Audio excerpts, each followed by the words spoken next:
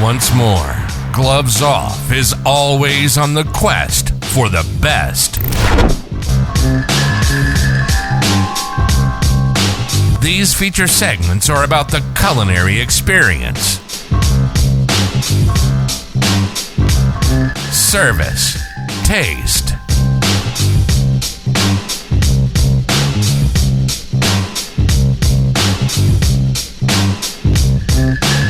so enjoy Gloves Off, Eatery-Biz. Today, in America, more than 5.5 million men, women, and children train in a martial art regularly. Buitrón Academy has been serving Laredo for over 30 years now. Our youth classes help kids build respect, self-control, discipline, and focus.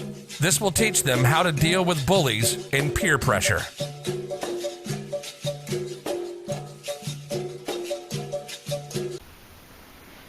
Hello, my name is Sandra Gonzalez and I'm Alessandro Chacon. And we're here at Buitrón Academy. I chose this school because my son already is going to middle school, and I wanted for him to be already prepared for any type of bullying at school and also for discipline. And I think that this academy is great for that, and it's been showing in him because actually he's getting better at it, and he feels in his heart that this is what he really likes. The academy has capoeira, sabat, and kempo, so he really likes all the classes, and I really recommend it. It's been great. Buitrón Academy. Give us a call for your free evaluation at 956-401-4868. Check out the website at savat.biz and follow us on YouTube and Facebook. Come train at the best kept secret of Laredo. Hope everybody's doing well. Thank God I am. I want to ask everybody to hug your kids, hug your parents. We never know when they're going to be with us again. Okay, heard a story earlier about somebody losing a loved one, and it comes down and hits home. Okay, so everybody should. Those that you love, give them a hug. Tell them, reassure them that we love one another. On another base, today we're going to be reviewing the restaurant Rocha'sBarandGrill, and we're going to go talk to Mr. Rocha. We're going to go talk to him because he had other restaurants before, and he's famous for his garfish, his catan, and I know that they're serving it at the restaurant there, and I want to see I want to hear from him how he came about by signaturing that as his dish, because everybody has a signature dish, and I think that's going to be very much important. I'll show you all how to get there because it's off of Yakima near the Arena Gun Club. So the best way I'm getting there is I'm going down Hillside, Calle del Norte, then I'm going to go McPherson that way.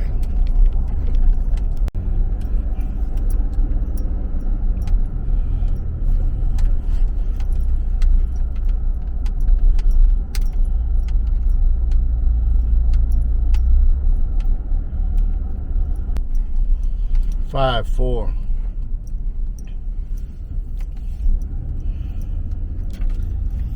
In Laredo, there's a lot of restaurants that stopped because of when the pandemic hit. They stopped opening after 12 o'clock or after 10 o'clock at night. And Rocha's is one that stays open a little bit further out. It's one that's trying to keep up with the demand because there's a lot of people that work late, come out late. They want to go get some dinner late, and unfortunately, it's setting new ground. So I'm very proud of that. And as you go down Jacaman Street, you're going to head down towards you're going to pass the Rock Fitness, and you're going to pass Bartlett, and you're going to go around the airport, and that's going to be the arena kind of area where it's going to be at.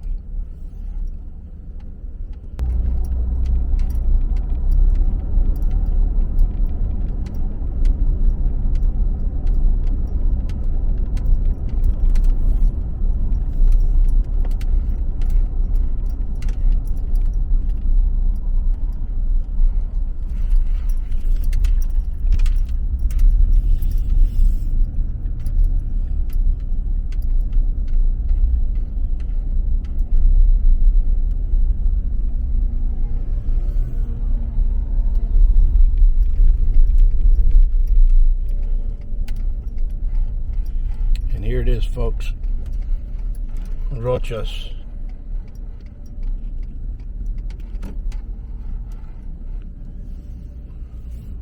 We'll go in there right now and touch base.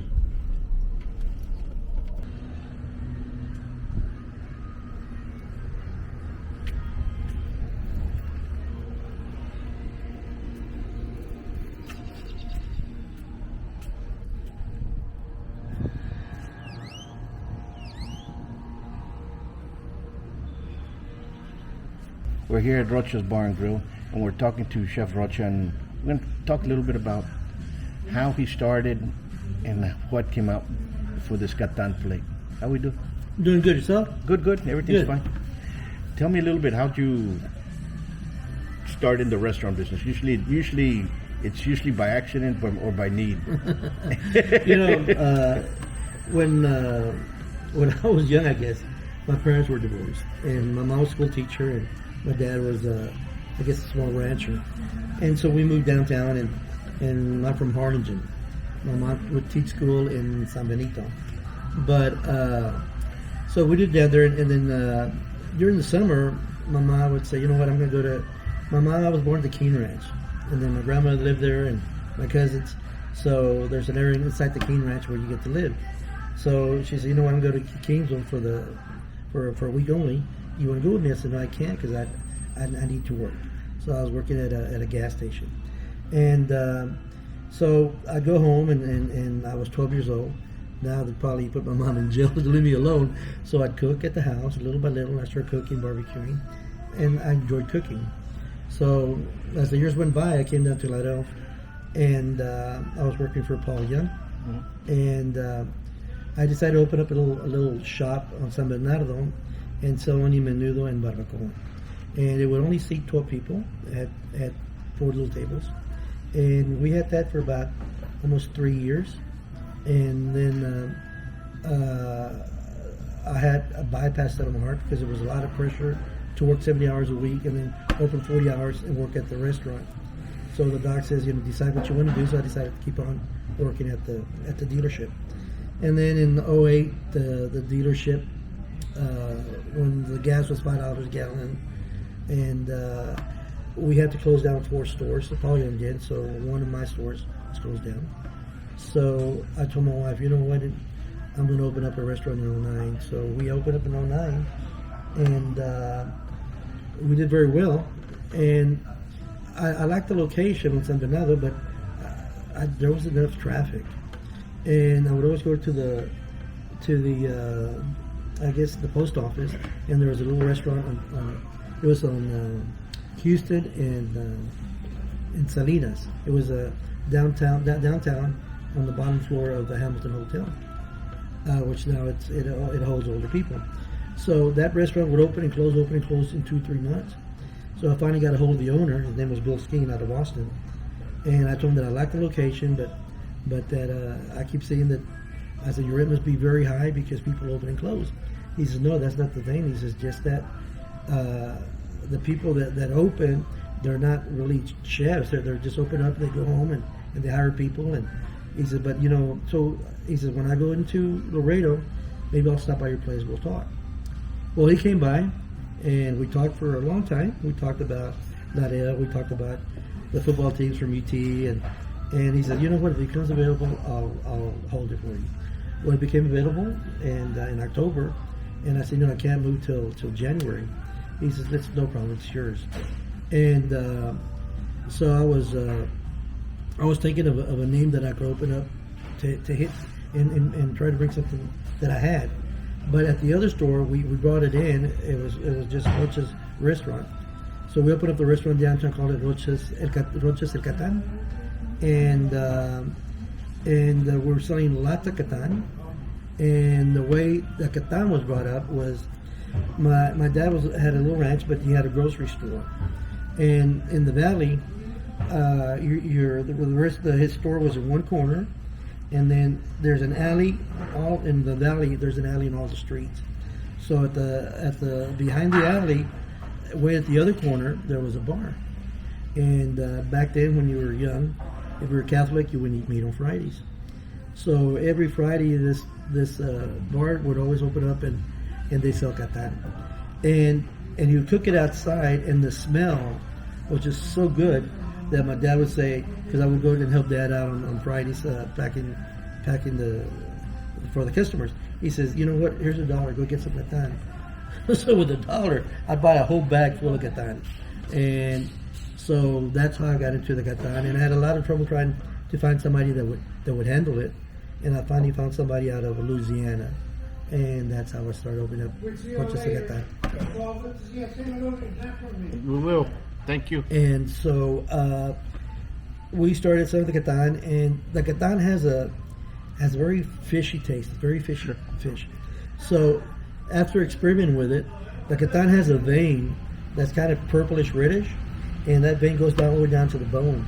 So what happens is when I get the catan, I take that vein off, and I lose a lot of catan because it's all the way down.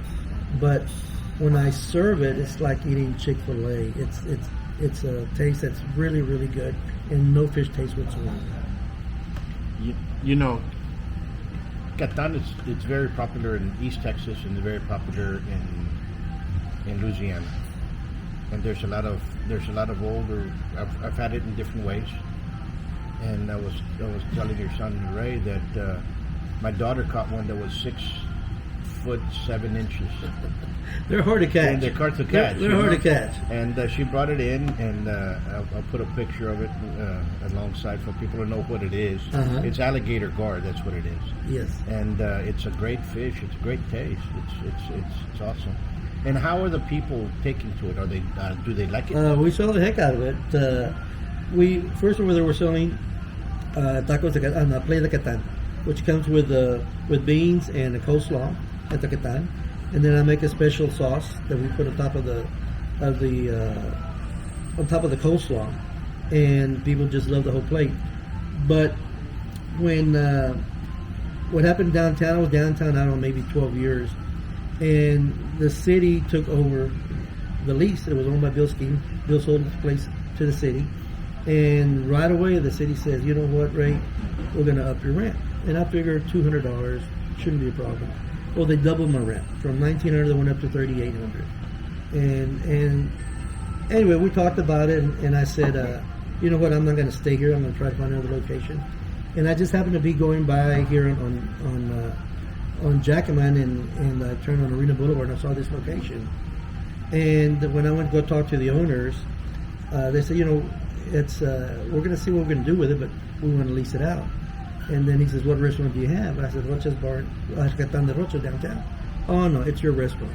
Because they go down, they eat the catan, they eat a lot of stuff downtown. So right away he said, it's ours.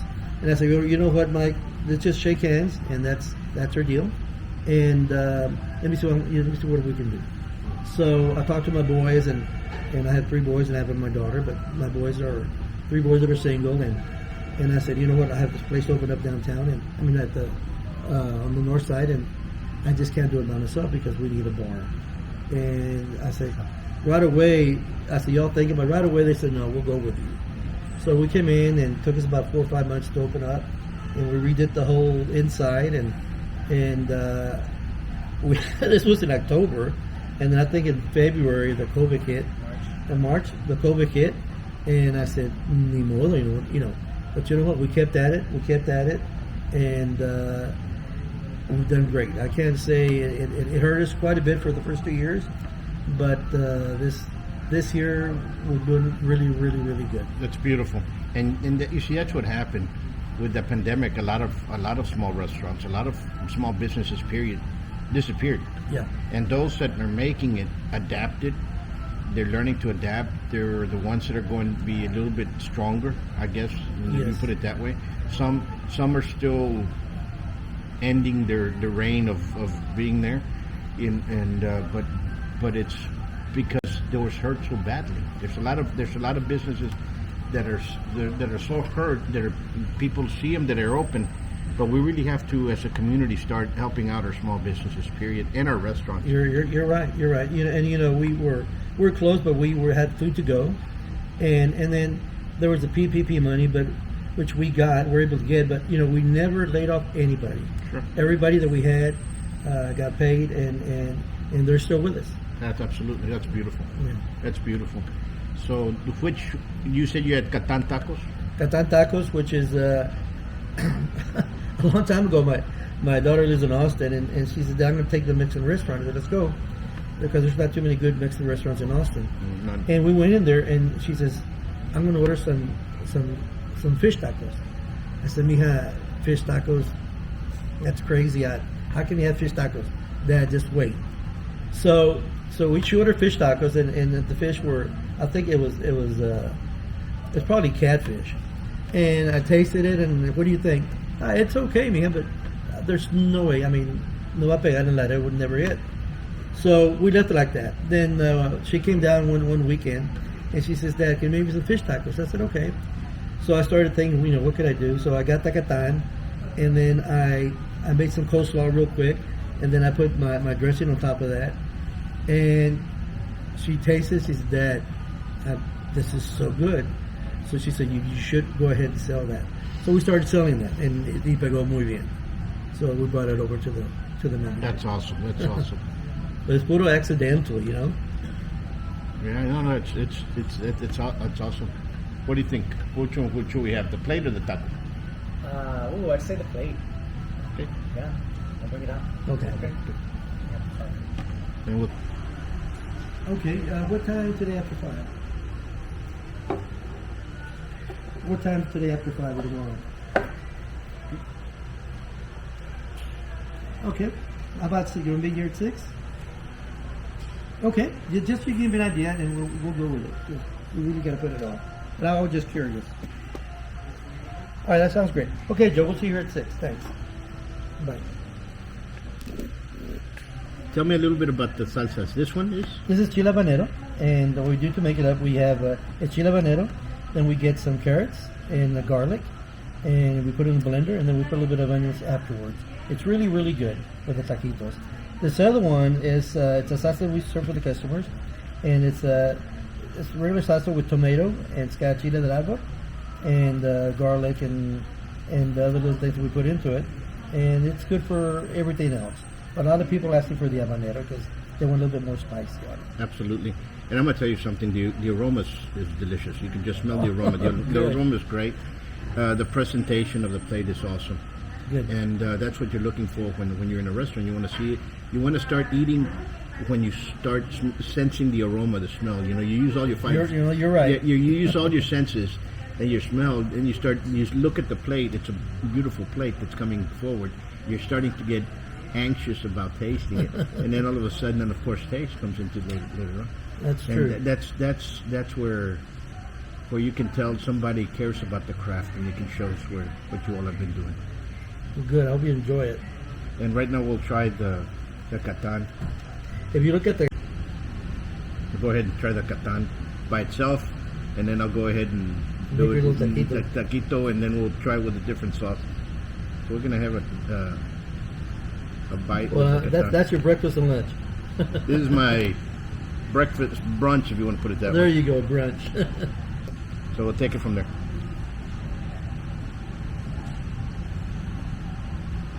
There's no fish taste. No, it's delicious. It's delicious, There should be fish taste. and it's delicious. I'm gonna try with the habanero. That's a good sauce.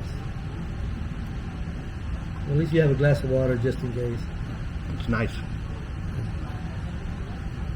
For those that like it a little bit hot, that's a good sauce. I'm gonna try the other one too, the chile de árbol.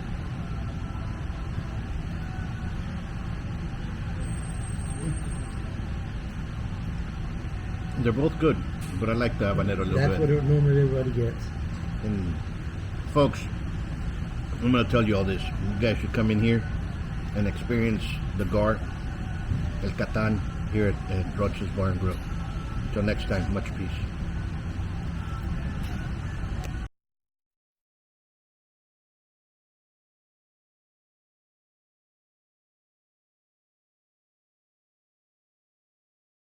For 30 years, Buitron Academy has produced great fighters, peace officers, firemen, and many great citizens of Laredo. We teach various martial arts, savate,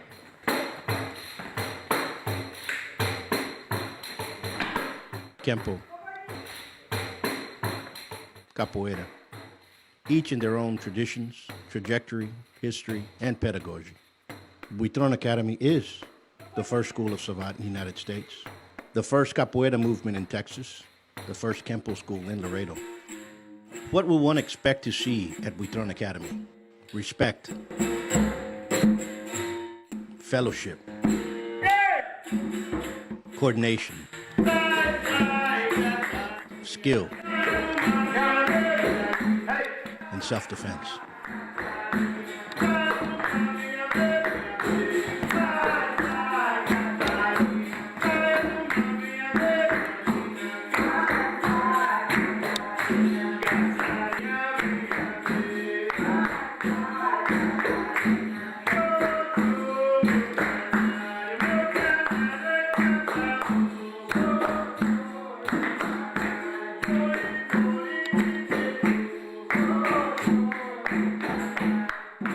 Buitron Academy is located at 220 West Hillside Road.